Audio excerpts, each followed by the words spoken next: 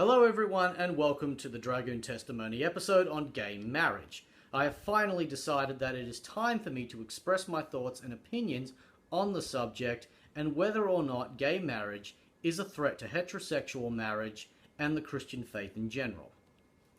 So I'm going to start by putting this out there. I 100% fully support gay marriage. And no, I'm not doing this just to be alternative, although you are going to accuse me of this.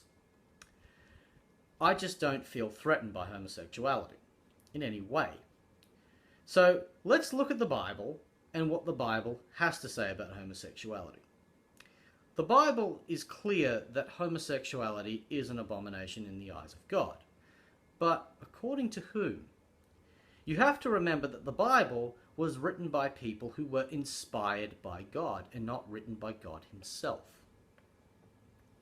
So, what does inspiration mean according to the Cambridge version of Dictionary of Inspiration? Sorry, tongue twisted that. First meaning, to make someone feel that they want to do something and can do it. Or two, to make someone have a particular strong feeling or reaction. Or three, to give someone an idea for a book, film, or product. So inspiration is technically an idea that you got from something else. So ask yourself, is inspiration enough to go on to get a clear, arbitrary view of a particular issue? That's your first challenge. So, why is homosexuality considered an abomination? Well, a lot of Christians don't know the culture of the people who wrote those particular quotes. How many of those quotes were there in the entirety of the Bible? Only 4 had something to say directly about homosexuality, and they were all bad. But what I learned during my time at Avondale College, which is a Christian institution of higher education, by the way, and from an associate professor, is that the ancient Hebrew culture, family is everything. Your identity is directly connected to your family, which is why you have these long lists of genealogies in the Bible. And that's why they're there. You probably already have deduced that a homosexual couple cannot procreate, and as such cannot continue the family line. And if you fail to continue the family line, you have effectively killed it.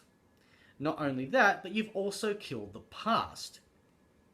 And you've wiped its identity from history, simply because you have no descendants to continue the memory. And most of the stories were told orally. That is why, in my opinion and in my belief, that homosexuality is seen as such a terrible abomination in that culture and that time period. But we in the 21st century in Western culture are not part of that culture now, are we? We live in an age of information where it is easier to preserve and record information for future generations. So again, ask yourself, just because it was relevant back then, does that mean that it is relevant today? Now you're probably asking me, okay, Morgan, what you said, okay, you said, oh, sorry, my notes are a bit out.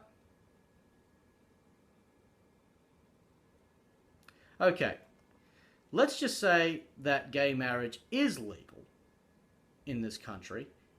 Would homosexual marriage be recognized in the eyes of God? Unfortunately for my homosexual viewers and supporters of gay marriage, I have to be the bearer of bad news. The answer is very likely no. It would not be recognized on the same level as heterosexual marriage. But here's why. The Bible makes no mention of homosexual marriage simply because it doesn't exist. Homosexual marriage is very much an invention of our modern 21st century society today. But I have something else to tell you. Did you know that most Christians don't understand what makes you married in the eyes of God? It has nothing to do with ceremonies, nothing to do with the exchanging of rings. It has nothing to do with the legal recognition of the state. It has nothing to do with vows. It's sex. Whether you are legally married or not, if when you have sex with someone, that counts as being married to them. So why do you think there are so many warnings about yoking with prostitutes in the Bible, which appear far more often than homosexuality? So what's the point, Morgan?